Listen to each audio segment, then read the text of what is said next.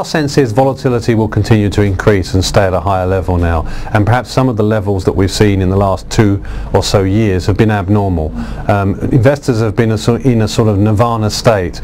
Low interest rates, low inflation, strong earnings growth, a very good environment conducive for re-rating of equity markets, and in some ways it's been self-fulfilling, because the more money that has sought the more risky options, the lower risk those options have represented, and that is starting to come to an end. We're starting to see a little bit of inflationary pressure in the system. We talk about the supply chain coming out of China with some leakage out of China into the global system, and we're talking about now continued upward movement in certain parts of the economy in terms of interest rates. So yes, volatility is driven by uncertainty. The outcome is now more uncertain, therefore we expect more volatility.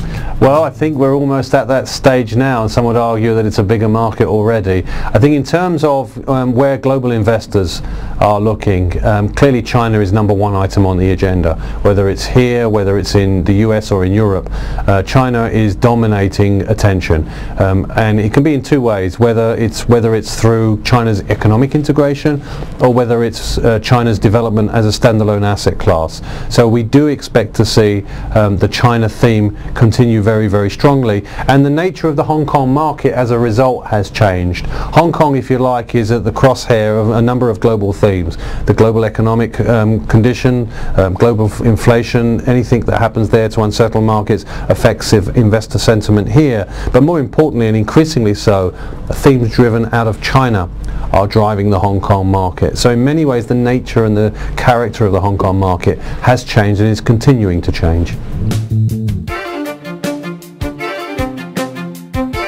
No, I think the biggest job we've got as fund managers at the moment is helping to reset expectations, and you're absolutely right, it has been a windfall.